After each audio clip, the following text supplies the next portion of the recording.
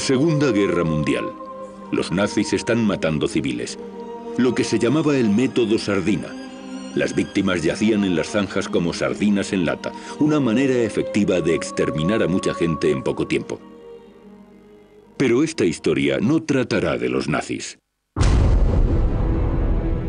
Con las manos atadas en la espalda, un tiro experto en la nuca y arrojados a una fosa común enorme.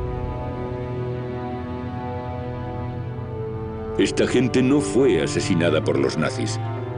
Fue asesinada por uno de los aliados, la Unión Soviética. La Unión Soviética llevaba años matando así, antes y después de unirse a los aliados. Estas personas no tuvieron monumentos conmemorativos. Fueron enterrados en fosas comunes anónimas. El poder asesino que les mató y las potencias que colaboraron con el asesino nunca se sintieron preparadas para hablar de ello. La memoria de millones de víctimas inocentes fue borrada de la historia.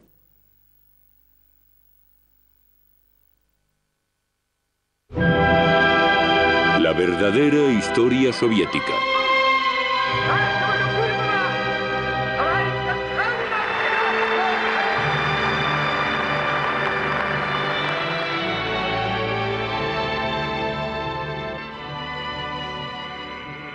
La juventud de todo el mundo bromea con los símbolos populares del pasado. Mientras que la esvástica nazi se considera una broma de mal gusto, los símbolos soviéticos no. El comunismo, después de todo, no era el nazismo. Se trataba de igualdad y armonía. La idea en sí no tenía nada de malo. Bueno, en realidad sí. Había algo que lo diferenciaba de otras utopías. Lenin creía en lo que llamaba la guerra de clases, lo que significaba que la máxima armonía solo se podía alcanzar si algunos grupos de personas eran asesinados. En un principio, cuando el comunismo llegó al poder, y da igual dónde, ya sea Rusia, Polonia, Cuba, Nicaragua, China, en un principio aniquilaron a un 10% de la población. Es un dato concreto. No era solo para matar a sus enemigos. No eran enemigos. Se trataba de reorganizar la estructura de la sociedad. Ingeniería social. Los principales intelectuales, los mejores trabajadores, los mejores ingenieros, les matarían a todos y después intentarían reestructurar la nueva sociedad. Colgad al menos a 100 kulaks, ejecutad a los rehenes. Hacedlo de tal manera que aquellos que se encuentren a cientos de kilómetros a la redonda lo vean y tiemblen. Lenin. En 1917 los comunistas se hicieron con el poder. Lenin tenía una oportunidad para aplicar el marxismo a la vida real. Dispararon a los que se resistieron.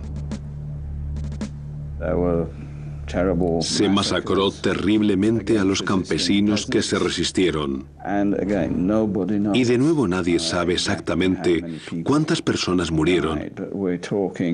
Pero estamos hablando de cerca de 10 millones o más.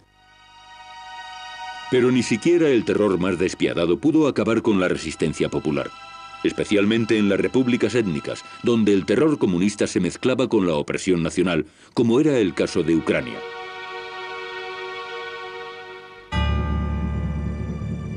El 11 de septiembre de 1932, Stalin escribió a su camarada Kaganovich: la situación en Ucrania es muy mala. Si no tomamos medidas ya, perderemos Ucrania. Varias reuniones en el círculo íntimo de Stalin dieron lugar a un plan de acción. Fue un plan terrorífico.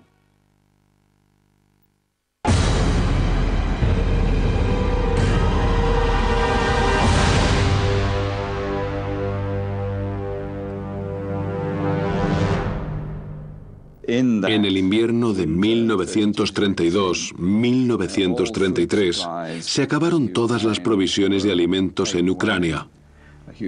Se creó un enorme cordón, así que nadie podía salir. En principio la gente no murió.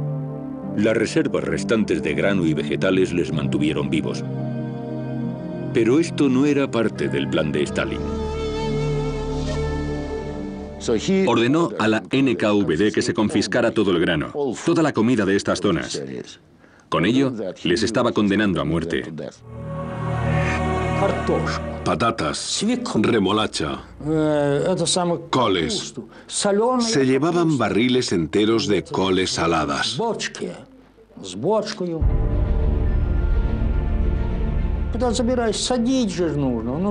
Se llevaron todos los bienes comestibles.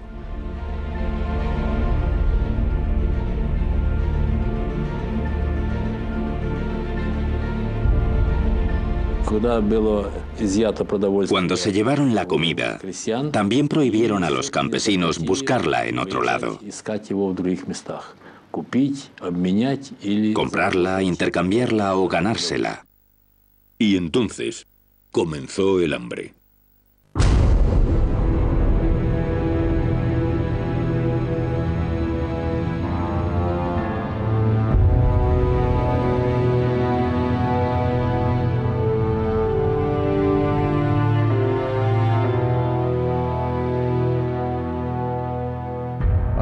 Estaban muriendo y no se les permitía entrar en las ciudades.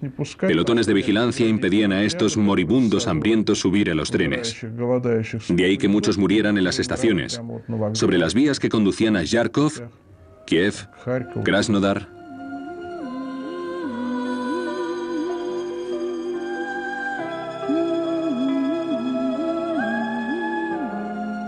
Los ucranianos estaban muriendo de manera tortuosamente lenta. Los niños agonizaban llorando por pan. Muchos perdieron el miedo, fueron a los campos vigilados por la NKVD y recolectaron algunos granos. Les dispararon en el acto.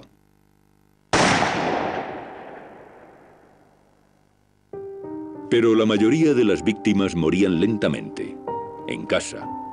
Unidades especiales de la NKVD allanaban las casas para recoger los cadáveres. Recibían 200 gramos de pan por cada cadáver que entregasen. Entraron en una casa y preguntaron, ¿dónde está el cadáver? Solo había una mujer medio muerta que yacía en la cama. Dijeron, llevémonosla, morirá igualmente. ¿Para qué volver a por ella mañana? Le suplicó, no me llevéis, aún sigo viva, quiero vivir.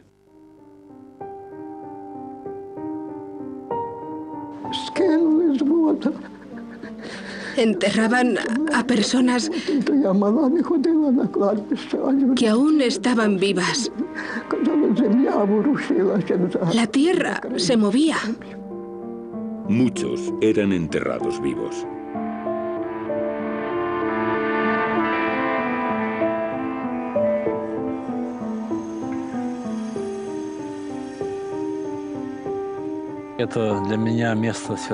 Para mí, este lugar es sagrado,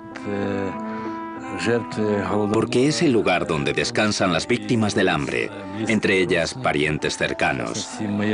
Mi abuela.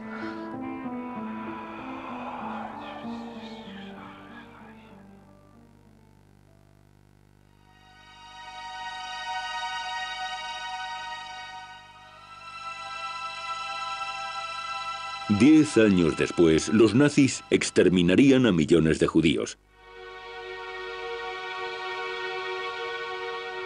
Les quitaron el oro, lo derritieron y depositaron las barras en bancos suizos.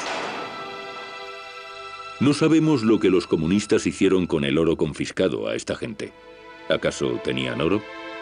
Lo que sí sabemos es lo que los comunistas hicieron con el grano que les quitaron.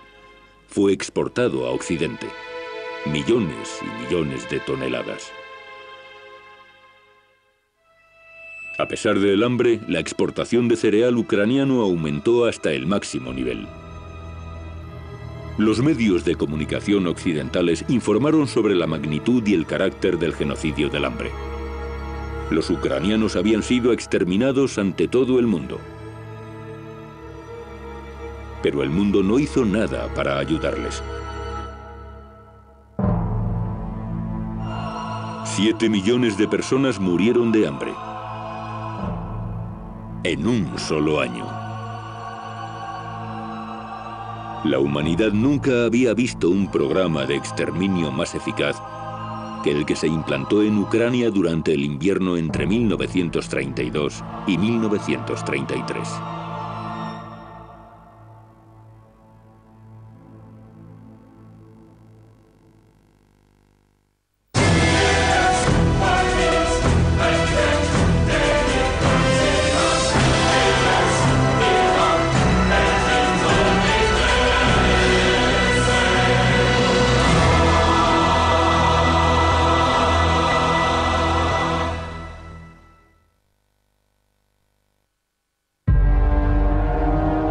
La sociedad soviética fue la primera sociedad comunista de la Tierra. Fue un enorme experimento social. La muerte agonizante de 7 millones de ucranianos tuvo un significado más amplio en la visión distorsionada de los arquitectos del comunismo.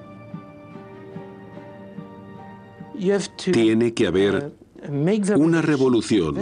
Hay que establecer la dictadura del proletariado. Y entonces será posible el nacimiento del nuevo hombre. El nacimiento del nuevo hombre era el objetivo máximo del marxismo. Crear una nueva forma evolucionada de ser humano que pensase, mirase y actuase de forma diferente. Pero los comunistas no estaban solos en esta lucha. Wir müssen einen neuen Menschen erziehen und zu einer neuen Lebensform zu führen.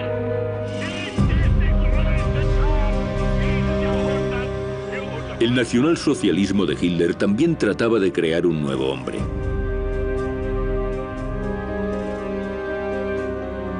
En ambos sistemas hay una ideología que tiene la ambición de crear un nuevo hombre. Eso significa que ninguno de los sistemas está de acuerdo con el ser humano tal cual es. Estar en guerra con la naturaleza humana. Esta es la raíz del totalitarismo. Lo encontramos en ambos. Los nazis tienen una ideología basada en una falsa biología y el comunismo está basado en una falsa sociología. Pero ambos sistemas tienen la ambición de ser científicos, descansar sobre bases científicas. El principal científico del nazismo, Alfred Rosenberg, confesó ante el tribunal de Nuremberg que Hitler había empleado mal la idea del nacionalsocialismo. De hecho, la visión nazi, no era tan mala después de todo. Personas saludables, hermosas, rubias y felices.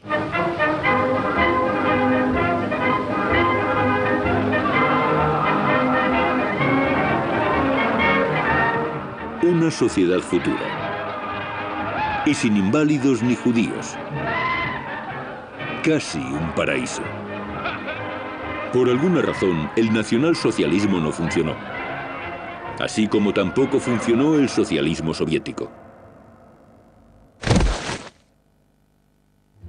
Was ist geschehen? Sag mir, wo die Blumen sind. Mädchen pflücken. Pero dejó miles de fosas comunes. Millones de personas asesinadas. ¿Fue una coincidencia?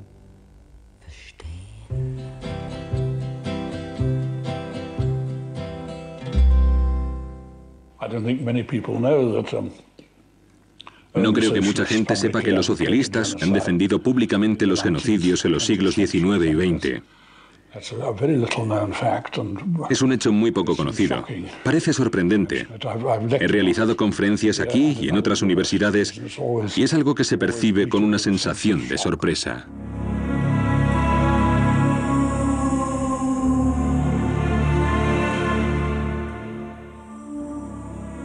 La primera vez que apareció fue en enero de 1848, en el periódico de Marx, La Nueva Gaceta Renana.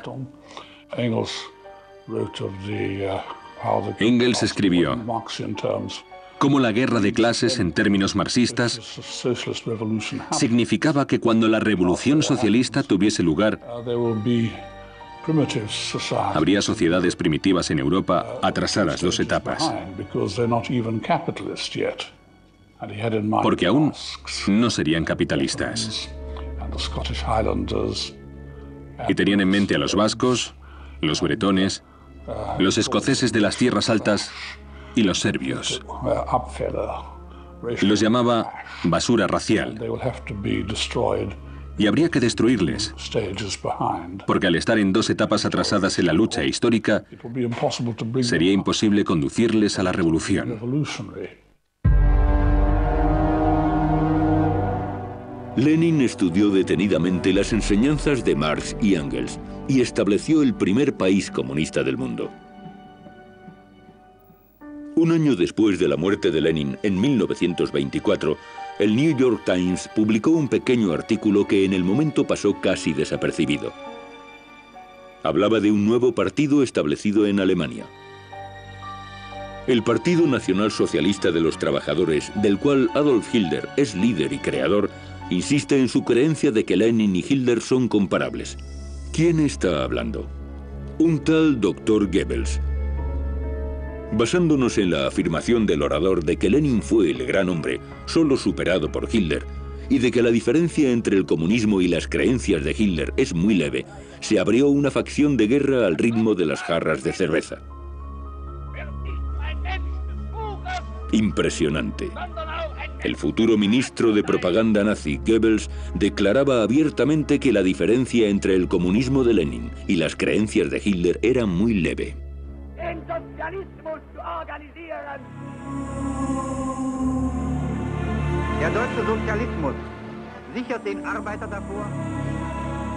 La gente olvida que el régimen nazi en Alemania era también socialista.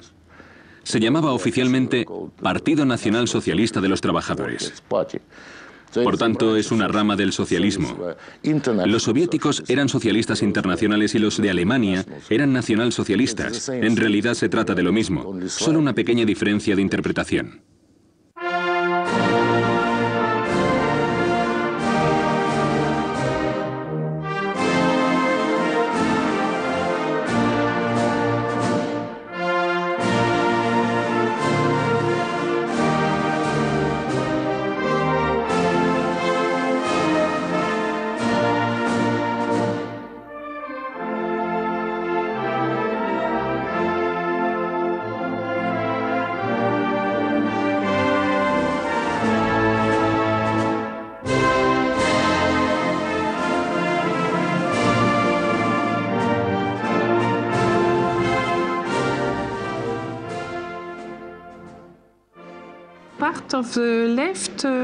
Parte de la izquierda se acercó a Hitler.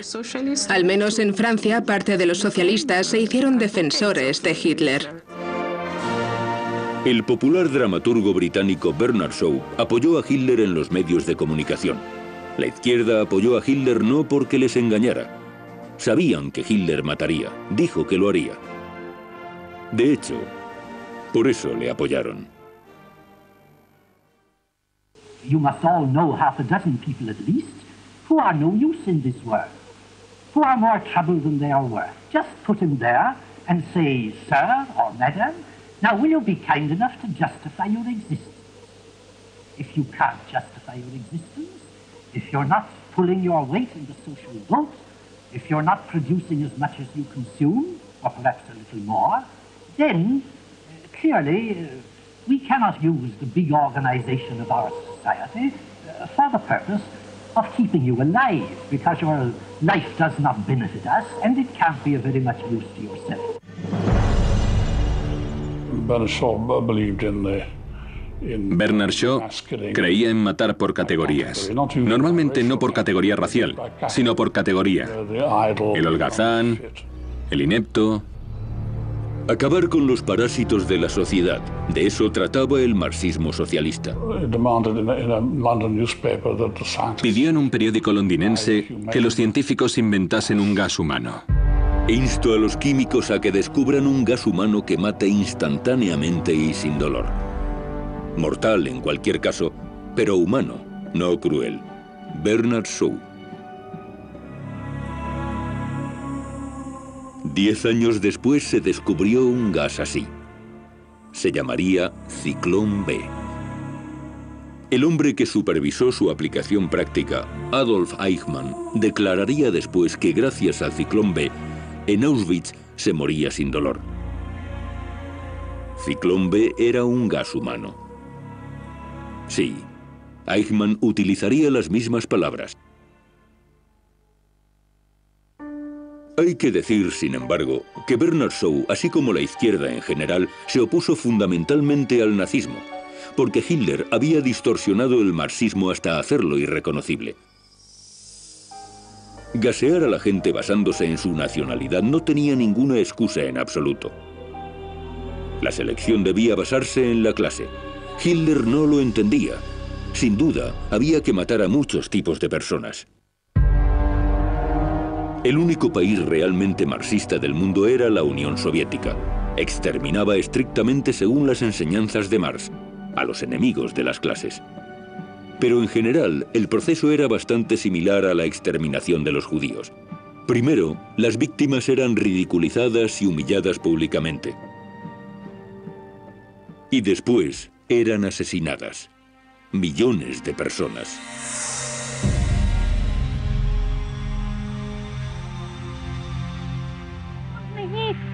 Ведут сейчас с нами вместе разоблачить, и еще можем больше разоблачить, которые остались.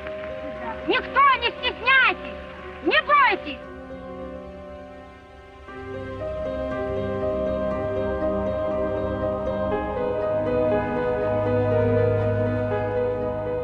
Si el enemigo no se rinde, debe ser exterminado.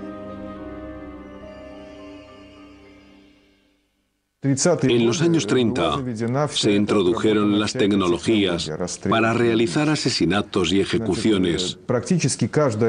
Cada región administrativa tenía una zona designada para enterrar los cadáveres.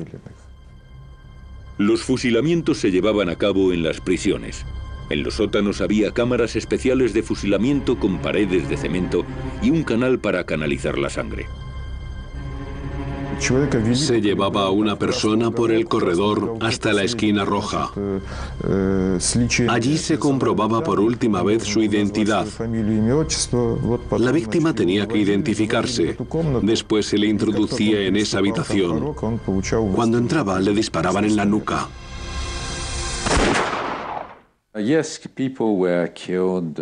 Sí, les mataban de un tiro en la nuca. Sabemos que normalmente les mataban por grupos de, bueno, entre un centenar y varios centenares por noche. Después cargaban los cadáveres en camiones y salían de la ciudad para enterrarlos en bosques y parques cercanos. Este es el bosque de Bikivna, cerca de Kiev. Los ancianos nunca olvidarán los camiones que llegaban hasta aquí durante la noche. Goteaban sangre por el camino. A los parientes no se les permitió acercarse hasta 50 años después. Crearon este monumento conmemorativo compuesto de árboles. Todos los árboles de este bosque tienen una bufanda en memoria de las víctimas inocentes que fueron brutalmente asesinadas y arrojadas a fosas comunes.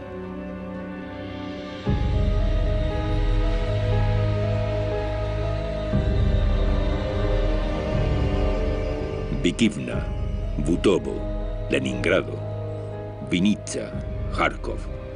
Las fosas comunes cubrieron todo el país.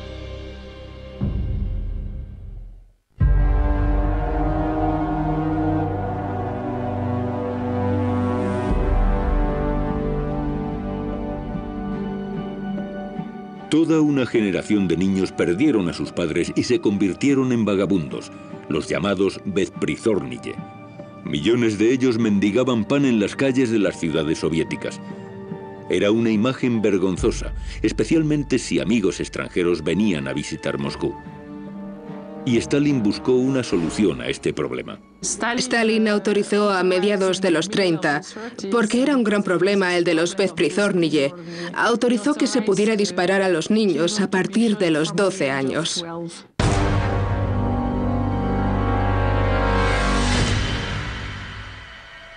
Todos los días morían muchos de un disparo a lo largo del país más grande del mundo. Stalin llegó incluso al punto de matar a gente al azar por cuotas.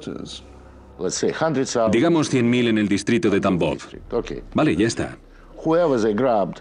Quien quiera que cogiesen y disparasen cumplía con la cuota. No les importaba el nombre. Una vez cumplidas las cuotas, las autoridades locales informaban a Stalin, al Comité Central, y solicitaban cuotas adicionales. Khrushchev solicitó que aumentase su cuota. Se le permitió matar a 7 u 8.000 enemigos. Pidió, por favor, aumentadme la cuota hasta 17.000. Se concedía una cuota adicional, y tras cumplirla volvían a pedir una cuota adicional. Y así iba en círculos. Era como un engranaje. Solo matar, matar y matar. Сталин, как человек, у которого весь в крови, я все это видел, его резолюции, когда пачками он подписывал вместе с Молотовым, Ворошиловым, Кагановичем, Ждановым. Это самая пятерка была инициативная. Молотов всегда добавлял заменить 10 лет на расстрел. Пачки.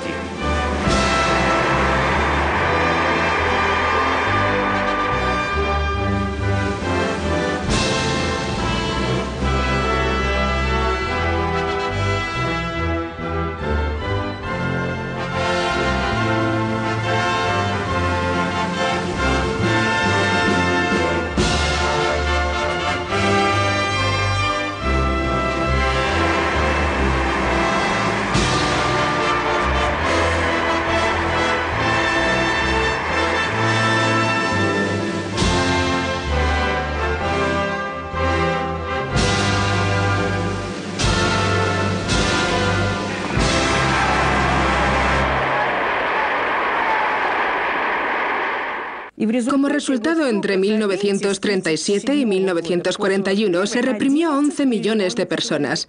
11 millones de personas.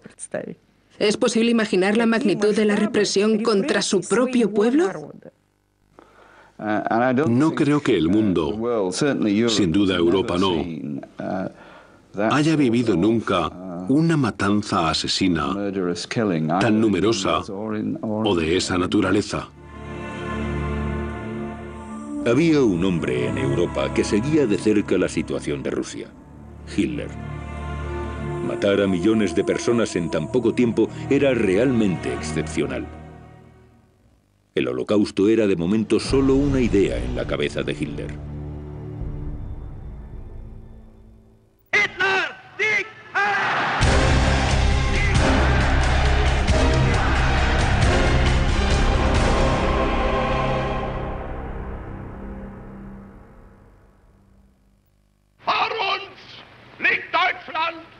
In uns marschiert Deutschland und hinter uns kommt Deutschland.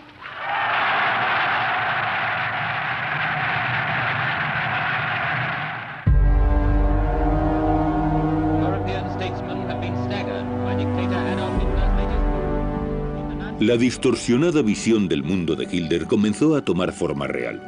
Anexionó Austria, ocupó Checoslovaquia. Quedó claro para todos: para evitar una catástrofe global, había que parar a Hitler. Pero Stalin se negó a unirse a la coalición anti-hitleriana.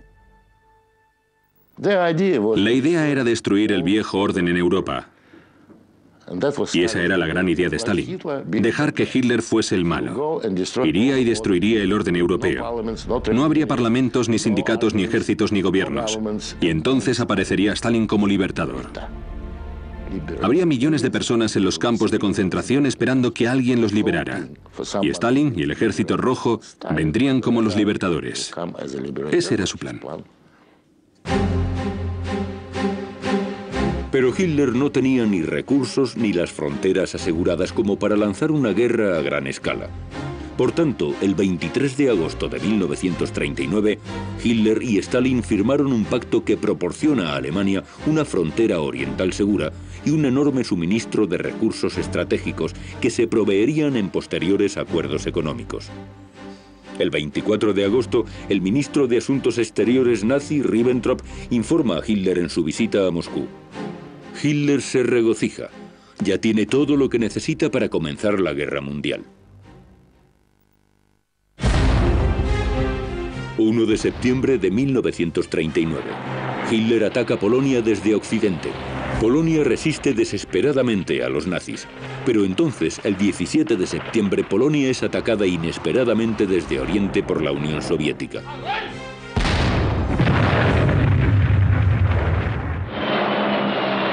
Los bombarderos de la Luftwaffe estaban atacando ciudades polacas y los transmisores de radio de Minsk les guiaban hacia sus objetivos.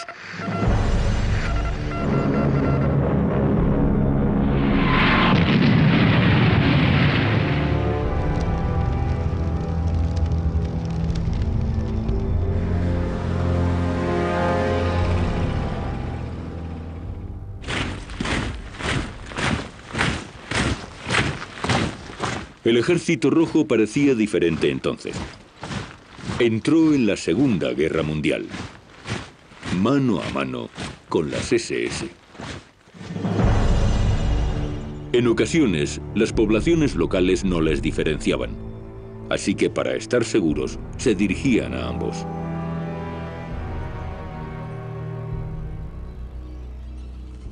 El ejército alemán se encontró con el ejército rojo en medio de Polonia. Y entonces los dos monstruos totalitarios, el soviético y el alemán, se dividieron el país. La prensa soviética lo describió como una lucha contra el fascismo polaco. La Alemania nazi, amante de la paz, y la Unión Soviética estaban luchando contra el agresivo fascismo polaco.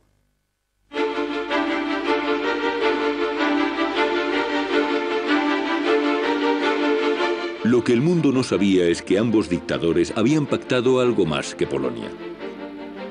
En un protocolo secreto firmado en el Kremlin una semana antes de que comenzase la guerra, Hitler y Stalin acordaron la división de Europa.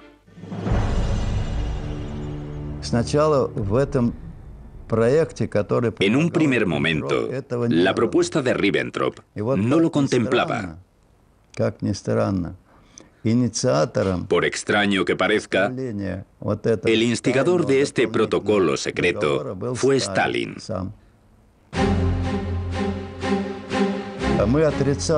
Pero lo negamos, porque era tan agresivo que el Partido Comunista no podía haberlo firmado. Así que lo negamos hasta el último día. Mediante este protocolo secreto, Hitler dio luz verde a Stalin a ocupar varios países europeos. El primero de la lista fue Finlandia. Cuando los primeros aviones bombardearon Helsinki en otoño, en noviembre de 1939, los finlandeses pensaron que los aviones rusos se habían perdido. Simplemente estaban bombardeando Helsinki por accidente. Again, the Russian bombers zoom over Helsinki. Again, a proud city is shaken by the roar of destruction. Just feel your own heart beating faster as you see the buildings falling under the impact of the bombs. Moscú etiquetó a Finlandia como régimen fascista y lanzó un ataque terrestre masivo.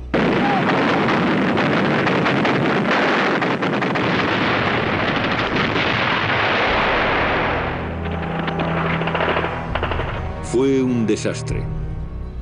Finlandia perdió 750.000 hombres, muertos, congelados o heridos. La pequeña Finlandia seguía teniendo milagrosamente el ejército más grande del mundo. Pero supuso un coste enorme.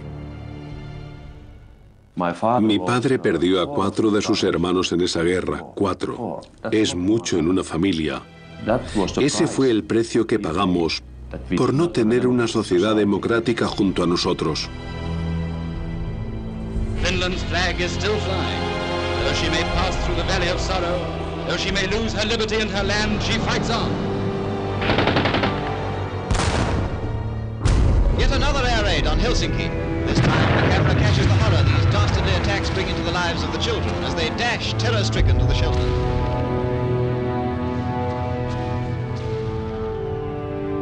People cowering against a wall for safety from aerial death.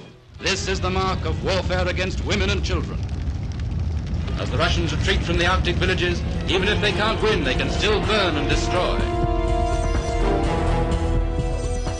Por su brutal agresión a Finlandia, la URSS fue expulsada de la Liga de las Naciones.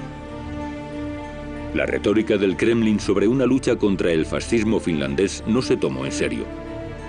Solo 3 países habían sido anteriormente etiquetados como agresores por la Liga: el Japón militarista, la Italia fascista y la Alemania nazi.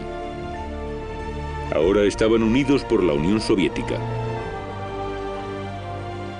En Europa, a la Unión Soviética solo le quedaba un aliado: Hitler.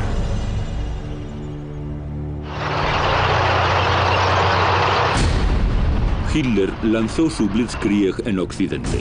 Los nazis ocuparon Dinamarca, Bélgica, Holanda y Luxemburgo. Noruega fue invadida con la ayuda directa de la Unión Soviética.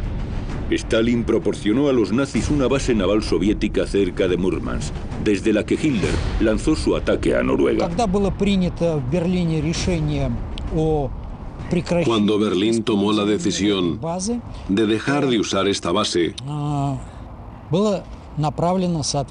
el almirante Raeder envió una carta al comandante de la Marina soviética, Kuznetsov, expresando su profunda gratitud por los servicios proporcionados a la Alemania nazi.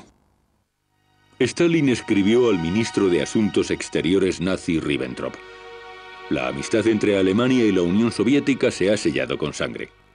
Aparentemente se refería a la sangre de las víctimas de los soviéticos y los nazis. Y sí que era una amistad. Oficiales soviéticos y nazis se reunían y discutían los progresos de la guerra. Era diciembre de 1939. Los progresos eran buenos y las perspectivas mucho mejores. Había razones para celebrarlo.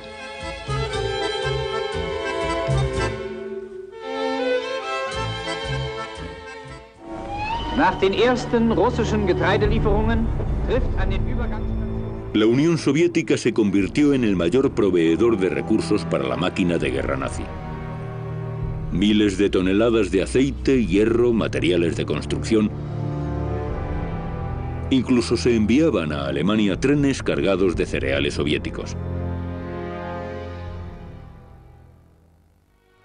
Los ciudadanos soviéticos se morían de hambre, mientras su gobierno estaba enviando comida a Hitler.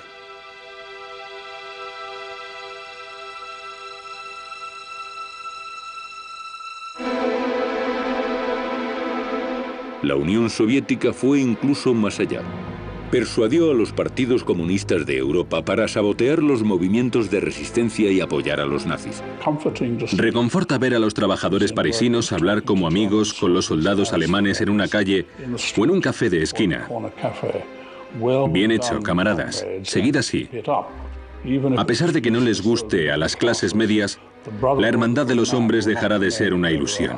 Se convertirá en una realidad tangible. Eso decía el Partido Comunista francés en julio de 1940.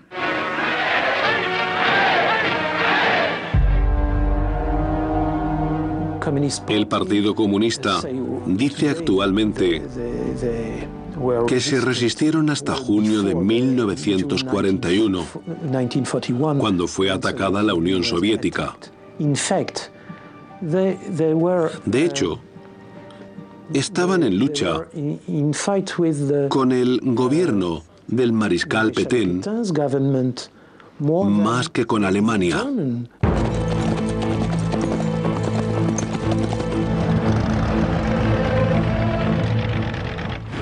En junio de 1940, Hitler arrasó Francia. Stalin, entretanto, ocupó Lituania, Letonia y Estonia. El único país europeo que aún se resistía a Hitler era Gran Bretaña. If Great Britain goes down, the Axis powers will control the continents of Europe and Asia and Africa and Australasia and the high seas. And they will be in a position to bring enormous military and naval resources against this hemisphere.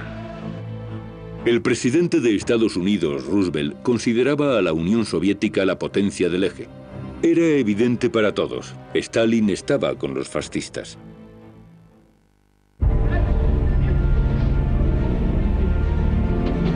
El primer ministro soviético Molotov fue a Berlín para discutir el orden mundial de la posguerra.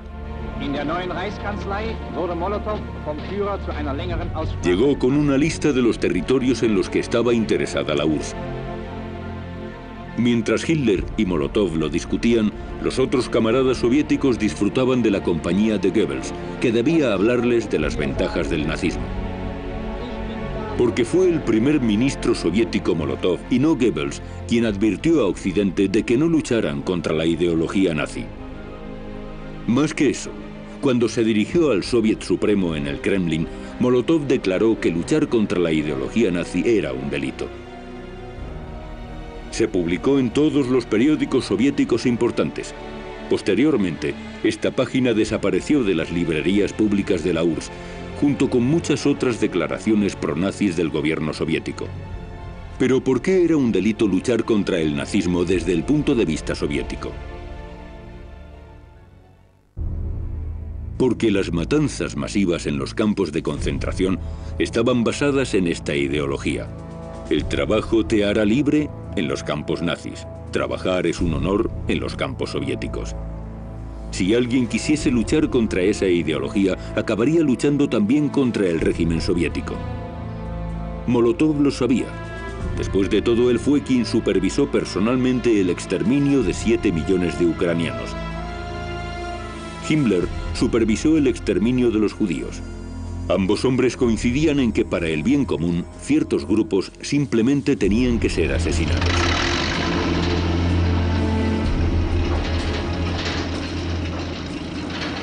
Winston Churchill no silenció que para él las ideologías nazi y comunista eran bastante similares. Desde su punto de vista, el nazismo era una forma de despotismo comunista. El odioso despotismo comunista, como lo llamó Churchill en 1940, acabó ganando, con la ayuda de los aliados. Aquí lo están celebrando, el 60º aniversario de la Gran Victoria, un desfile histórico, no menos histórico que el de la primera victoria soviética en la Segunda Guerra Mundial, junto a los nazis. Die kommandierenden Generale der deutschen und sowjetrussischen Truppen nahmen gemeinsam den Vorbeimarsch ihrer Formationen ab.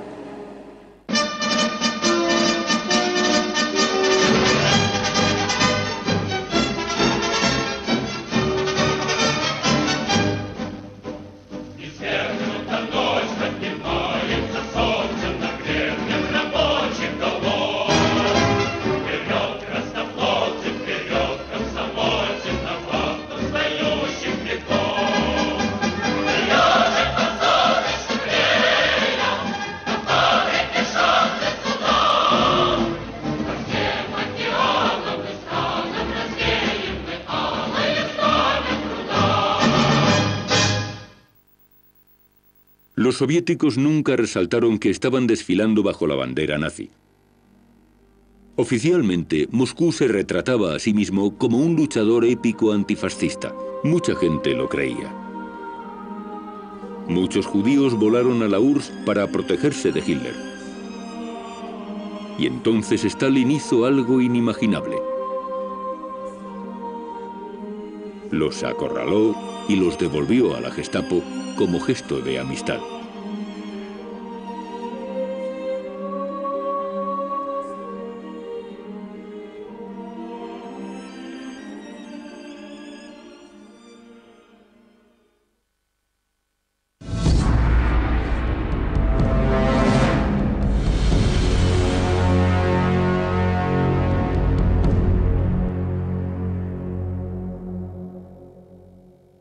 Vuelvan a ver este metraje. El oficial soviético saluda a sus colegas de las SS con el saludo nazi. Las SS de los nazis y el NKVD soviético, la policía de seguridad de Stalin, cooperaron muy estrechamente. Documentos de archivo revelan la enorme magnitud de esta cooperación. Listas y listas de comunistas alemanes y judíos que los soviéticos enviaban a los nazis. Diciembre de 1937, abril de 1938, mayo de 1938, noviembre de 1938... La mayoría de estas personas perecieron en campos de concentración nazis, pero la asociación entre las SS y la NKVD no se limitó a la extradición de enemigos comunes. La NKVD estaba entrenando a la Gestapo. La maquinaria soviética del terror llevaba operando 20 años antes de que los nazis hubiesen comenzado siquiera. Una delegación de la Gestapo alemana y de las SS vino a la Unión Soviética para aprender a construir campos de concentración.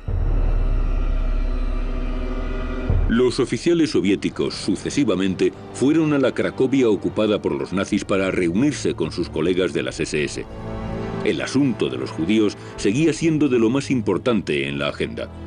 Los oficiales soviéticos coordinaron la deportación de los judíos personalmente con el jefe de brigadas de las SS, Otto Wachter, uno de los cerebros del Holocausto. Trasladó a los judíos al gueto de Cracovia y posteriormente organizó su exterminio en cámaras de gas. En 1939, Stalin despidió al que había sido mucho tiempo su ministro de Asuntos Exteriores, Litvinov. Como era judío, Litvinov no podía firmar ningún acuerdo con Alemania. En mayo de 1939, Litvinov fue destituido. El ministro de Asuntos Exteriores soviético fue rodeado por tropas de la NKVD, tanques. Y Stalin dio la orden, vaciad la sinagoga, algo que no es muy bueno que se diga. Se esperaría algo así de Hitler. Pero Stalin era igualmente capaz de un prejuicio tal. El líder comunista en el exilio, Lev Trotsky, advirtió al mundo del antisemitismo de Stalin y del hecho de que Stalin y Hitler colaboraban en secreto. Stalin's police, the GPU, has fallen to the level of the Nazi Gestapo. Su forma de hablar directa se estaba convirtiendo en un peligro para el Kremlin. Trotsky era consciente de que cada discurso que daba podía ser el último. Sabía que Stalin estaba detrás de él, pero ni en sus peores pesadillas podía imaginarse que su muerte sería tan agonizante. Stalin envió un agente secreto a México. Se introdujo en la casa de Trotsky y le golpeó en la cabeza con un hacha alpina. Trotsky luchó por su vida durante 2 días y después murió con dolores horribles. En los tiempos de Stalin no se discutía con los críticos, se les asesinaba.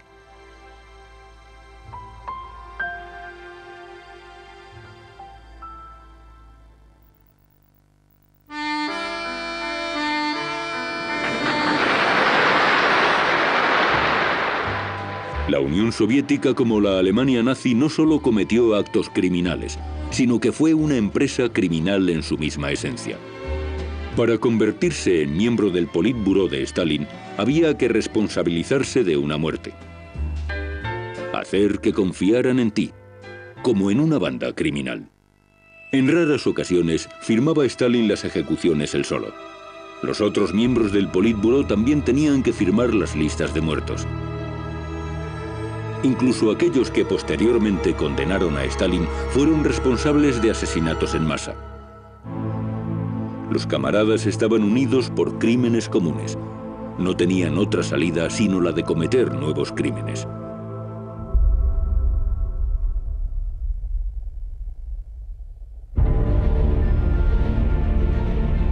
En marzo de 1940, en un bosque cercano al pueblo de Katyn, se excavaron 8 fosas enormes. Camiones enormes trajeron a la gente. Eran reservistas del ejército polaco, médicos, ingenieros, profesores. Les ordenaron salir. Se suponía que nadie debería haber visto lo que sucedió a continuación, pero al guardia forestal le pareció inusual el ruido de los camiones en lo profundo del bosque. Le encerraron durante 25 años, incomunicado, con un nombre falso. Podrían haberle matado. Por alguna razón no lo hicieron. Así que le metieron en la cárcel. Y esto es un hecho que está muy bien documentado. ¿Qué vio? Vio cómo la NKVD les disparaba.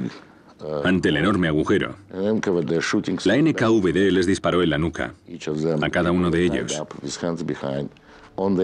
Tenía las manos atadas a la espalda, de rodillas, al borde del agujero. Les dispararon.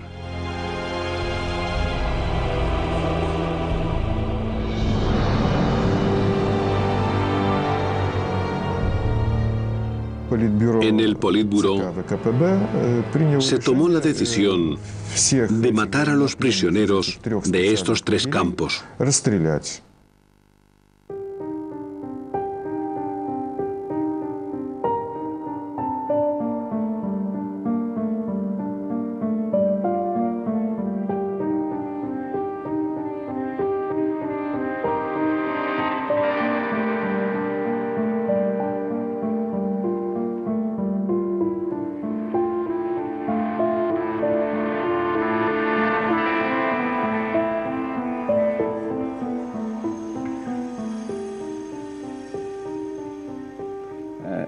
Ahora se sabe perfectamente el nombre y la dirección de muchos oficiales soviéticos que perpetraron aquellos crímenes, que dispararon a sangre fría.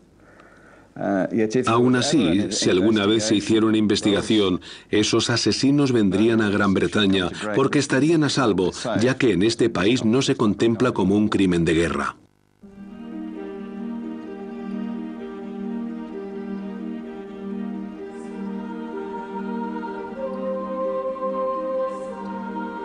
Y los otros crímenes soviéticos tampoco se contemplan como crímenes. Sus víctimas pasaron en silencio a mejor vida. No recibieron consuelo ni justicia. En la Unión Europea, eso está reservado para otras víctimas. Observando este monumento gris en el corazón de Europa, se podría creer que permanece ahí porque en lo más profundo de nuestros corazones, muchos europeos siguen creyendo en lo que estos 2 hombres mantenían persistentemente. Que cuando una nación inferior es asesinada, no se puede ver como un crimen porque deja paso a las naciones más avanzadas para que construyan una vida mejor. Mientras esta idea permanezca viva y mientras el fantasma de estos 2 hombres siga apareciéndose en Europa, será muy difícil para sus diferentes naciones estar realmente unidas.